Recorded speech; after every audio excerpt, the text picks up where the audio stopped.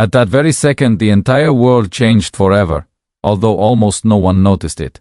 Deep beneath the earth, at a depth of 85 meters, in an ultra-secret NATO bunker on the territory of Ukraine, more than 100 high-ranking alliance officers were coordinating combat operations against Russia. They felt absolutely invulnerable behind dozens of meters of concrete and steel. They had only 2 seconds left to live. They did not hear the sound of approaching death. A hypersonic Zircon missile, flying at 9 times the speed of sound, was already punching through the last meters of rock above their heads.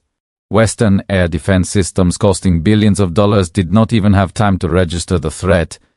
This is the story of how a single strike rewrote all the rules of modern warfare and forever changed the global balance of power. Before we continue this incredible story, I ask you to subscribe to our channel and like this video. Write in the comments which city you are watching from, because what you are about to hear will become one of the most widely discussed pieces of content. This is information of critical importance to our people, and it must reach everyone. So, let us continue. Everything began completely unnoticed in the fall of 2025. Analysts from the Russian Foreign Intelligence Service were conducting routine monitoring of activity on Ukrainian territory. Nothing suggested a sensation. But one day, specialists noticed a strange anomaly in the area of the Yavorev training ground in the Lviv region. An unusually high concentration of encrypted signals was coming from a single point. The intensity of data exchange was far too great for a normal group of military advisors. The case was transferred to the main directorate of the General Staff. And that is where the most interesting part began. The analysis revealed a shocking detail. The signals were not going to Kiev, as would have been logical, but directly to NATO headquarters in Europe. This could mean only one thing. There was a facility at the training ground with the highest degree of autonomy, reporting directly to command in Brussels. The intelligence network confirmed the worst fears. Under the cover of work to modernize an old Soviet training complex, large-scale construction had been on the way for the past 2 years. The project was overseen by the U.S. Army Corps of Engineers and German fortification specialists. A deeply buried, multi-level command bunker was being built at a depth of 80 meters, protected by several layers of high-strength reinforced concrete and special composite materials. But the most important thing was not the engineering characteristics. At least 120 people were permanently present at the facility, high-ranking NATO officers and leading strategic planning specialists. Their task was full coordination of all actions of the Ukrainian army and direct control of the most complex operations using Western long-range precision systems. The bunker was integrated into NATO's global intelligence system, receiving information from satellites and drones in real time. In essence, a full-fledged shadow general staff was operating deep in the Ukrainian rear. Decisions made in this bunker led every day to the deaths of Russian soldiers and determined the course of combat operations. The very existence of such a center was a blatant violation of all public statements by NATO leaders about non-interference in the conflict. It was an act of direct, though concealed, aggression. The facility was given the codename Trap and entered into the target list as number 1. The question of whether this facility should exist was decided unequivocally. Every day its operation cost dozens of lives on the front line. Only a matter of weeks was allocated to prepare the operation. To guarantee the destruction of such a complex facility, precise specifications were required. A detailed layout of the internal spaces, the thickness of the protective layers, and the locations of vulnerable points. An elite special operations unit was covertly inserted into the Carpathian Mountains, 150 kilometers from the training ground. A group of 12 operators deployed a unique passive seismic acoustic reconnaissance system known as Amulet. This device, disguised as geological equipment, possessed extraordinary capabilities. It accumulated and analyzed data on ground vibrations caused by generators, ventilation systems, and even the movement of personnel deep underground. The analysis made it possible to construct a 3-dimensional map of the bunker's internal structure with accuracy to within 1 meter. At the same time, the intelligence network was solving an equally difficult task, finding and recruiting someone from the Ukrainian technical staff with access to the bunker. The task seemed impossible due to the harsh selection process and total control by security services. But financial incentives and guarantees of safety for the family worked. 3 weeks later, a Ukrainian engineer responsible for the backup power supply system made contact. He provided complete technical documentation, including power cable layouts and, critically, ventilation system schematics. When this information was compared with the three-dimensional map produced by the amulet system, the picture became complete. The bunker consisted of 3 levels: an upper technical level with life support systems, a middle residential level with quarters for officers, and a lower operational level at a depth of 85 meters. The heart of the facility, containing the main command hall, server rooms, and the NATO communications hub. But another detail proved to be the most valuable. The air defense system protecting the training ground had a technological window. Once a day, precisely at 3 a.m., the entire system underwent a scheduled 30-minute reboot to switch to backup power sources and conduct diagnostics. This window was the perfect moment for a strike. Now Russian command had everything: precise coordinates, a complete layout of the facility, and the time of maximum vulnerability.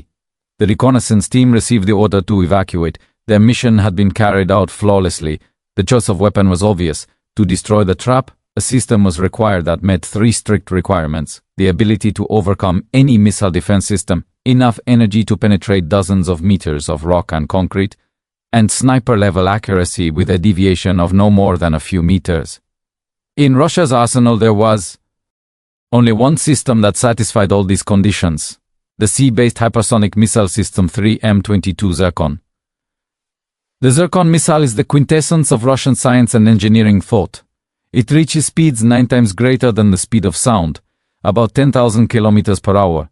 At such velocity, a cloud of superheated plasma forms around the missile's body, completely absorbing radio signals and making the missile absolutely invisible to radar. This is not stealth technology. It is a fundamental law of physics put to work as a weapon. Flying at altitudes of 30 to 40 kilometers in the thin upper atmosphere minimizes drag. The trajectory is unpredictable. The missile constantly maneuvers, changing course and altitude. No missile defense system in the world, including the American Patriot and THAAD, is capable of intercepting such a target. Their reaction time is significantly longer than Zircon's time to target. But the main advantage lies in its unique warhead. The missile is equipped with a penetrating warhead made of ultra-strong tungsten alloys. On approach, it transitions into a vertical dive at a right angle. The colossal kinetic energy allows it to penetrate any protective layers. Detonation occurs with a delay after deep penetration into the target, creating a multiple amplification effect of the shockwave in a confined space. Zircon is not just a missile. It is a high-precision surgical instrument that combines immunity to air defense, enormous power, and sniper accuracy. When all the data were assembled into a single package, it was placed on the desk of the Supreme Commander-in-Chief. The dilemma was unprecedented. On the one hand, a NATO command center was operating on Ukrainian territory, directly controlling combat operations against Russia, an act of undisguised aggression. On the other hand, a strike on a facility containing dozens of officers from NATO countries could be interpreted as an attack on the alliance itself, threatening unpredictable escalation. The President of the United States was Donald Trump, who adhered to a hardline position against direct involvement in the conflict. But even he could face pressure from hawks in the Pentagon and Congress. However, a deep analysis by Russia's Security Council painted a different picture. The secret construction and operation of the bunker was a pure NATO gamble, conducted in secrecy not only from the global community, but also from the parliaments of their own countries. Public disclosure with irrefutable evidence would cause not Western consolidation against Russia, but a massive internal political crisis within NATO itself. The technological aspect of the strike was decisive. The use of the hypersonic Zircon, against which the West had no defense, was meant to be a cold shower for overheated minds. It would not merely be the elimination of a target, but a demonstration of power, clearly showing the futility of attempts to exert military pressure on Russia. After weighing everything, the Supreme Commander-in-Chief made his decision immediately after confirmation of the target's destruction. The Ministry of Defense and the Ministry of Foreign Affairs were to issue a joint statement, presenting the world with all evidence regarding the nature of the bunker's activities and its affiliation with NATO structures. The order was given. The Northern Fleet frigate Admiral Gorshkov, which was on combat duty in the North Atlantic, received an encrypted directive with the exact coordinates of the target and the strike time, 3:15 a.m., Kyiv time, November 6, 2025. The countdown began on the night of November 6, 2025. At exactly the designated time in Greenwich Mean Time, the frigate Admiral Gorshkov was positioned at the assigned point in the North Atlantic. Sea state 3. The ship maintained position at low speed, preparing for launch. All target data were loaded into the combat system. At 3:05 a.m., Kyiv time, a short signal arrived at the ship's command post, execute. The commander gave the order, combat alert, missile strike on the primary target. The crew took their combat stations. At 1:06 a.m., GMT, the command was issued, launch. A column of fire burst from the vertical launcher with a roar. The multi-ton missile surged into the night sky. The first seconds were powered by a solid fuel booster. Then, at an altitude of 10 kilometers, the scramjet engine ignited. The transition to hypersonic speed occurred. The missile, enveloped in a glowing cocoa of plasma, set course to the southeast. The distance to the target was 500 kilometers. For Zircon traveling at Mach 9, that meant 15 minutes of flight. The missile cruised at an altitude of 35 kilometers, constantly changing its vector of movement. The guidance system operated autonomously, based on an inertial navigation system with corrections from GLONASS. Not a single radar in Europe detected the launch. Only after 7 minutes did the Norwegian early warning station Globus 2 register an energy anomaly, but the system did not classify it as a threat. The route was plotted to bypass missile defense positions in Poland and Romania. As it approached Ukraine, Zircon began a smooth descent while maintaining a speed of Mach 9. 40 seconds before impact, the missile executed its final maneuver, transitioning into a vertical dive. The radar seeker locked onto the target, the ventilation shaft. Deviation, no more than half a meter. 15 minutes of hypersonic flight were coming to an end at a single point, for the hundreds of NATO officers deep underground, fully confident in their invulnerability. The last seconds of life were slipping away unnoticed. At exactly 3 a.m., the air defense system protecting the Yavorov training ground began its scheduled reboot, just as intelligence had predicted. The backbone of the system consisted of American Patriot PAC-3 systems and Norwegian components. Their radars were switched to inactive mode. Crews were conducting routine procedures to switch to backup generators. Even if the system had been operating at maximum readiness, the result would have been the same. The failure of Western air defense against Zircon was physically predetermined. The Patriot radar has a 90-degree field of view. Reaction time from detection to interceptor launch is 8 to 10 seconds. In that time, Zircon, traveling at 3 kilometers per second, covers 30 kilometers. By the moment an interceptor could be launched, there would be nothing left to intercept. But the main problem was the plasma cloud, which rendered the missile invisible to radar. Radars registered only sporadic spikes, which automated systems dismissed as interference. On the terminal phase, when Zircon dives and the plasma screen dissipates, the missile attacks strictly from the zenith, from the radar's dead cone. An attack at a 90-degree angle is an unsolvable problem for most air defense radars. At 3:14:20, the Patriot radars, having completed their reboot, suddenly detected an object rapidly losing altitude. The speed was beyond limits. The system issued the highest level alert, but it was too late. The crews did not have time to press the launch button. The target appeared on the screens for a split second and vanished. The entire process from detection to impact took less than 5 seconds. The blind guardians of Western technology, worth hundreds of billions of dollars, proved helpless against Russian hypersonic weapons. At 3:14:25, the Zircon war had made contact with the surface. The point of impact was the reinforced concrete roof of the ventilation shaft. The process that followed can be described only in the language of high-energy physics.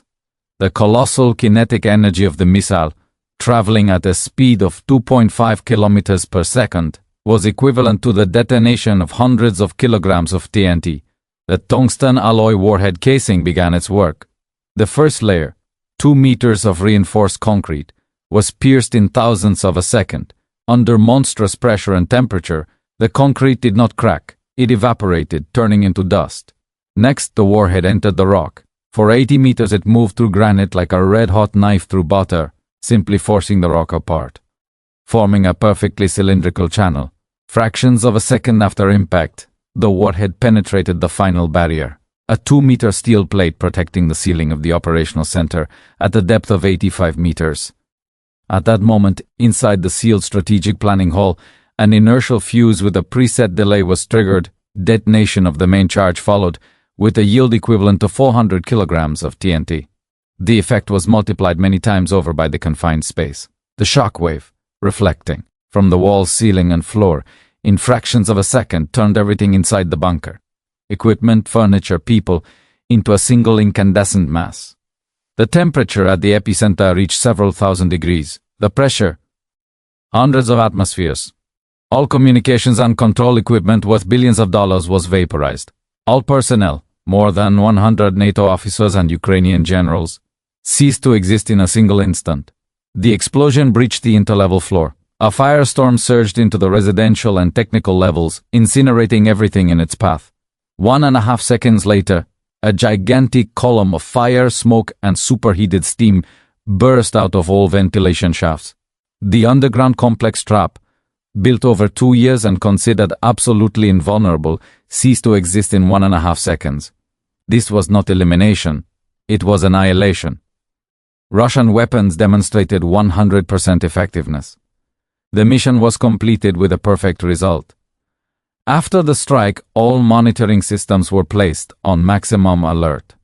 The first confirmation came from seismic stations along the western borders. At 3:14:27, 2 seconds after the impact, they recorded a powerful underground tremor in the area of the Yavoriv training ground, equivalent to an earthquake with a magnitude of 3.9. The nature of the seismogram unequivocally indicated a deep underground explosive source. The second confirmation came from signals intelligence. At the moment of impact, all secure communication channels that had been transmitting from the bunker for months went silent simultaneously. The spectrum, previously saturated with encrypted signals, became completely clean. The transmitting center had been physically destroyed. The final and most compelling proof was to come from orbit. 40 minutes later, the Russian satellite RIS-CSP passed over the area. Its sensors, capable of resolving objects down to 30 centimeters, took a series of images. The images were immediately transmitted to the National Defense Management Center.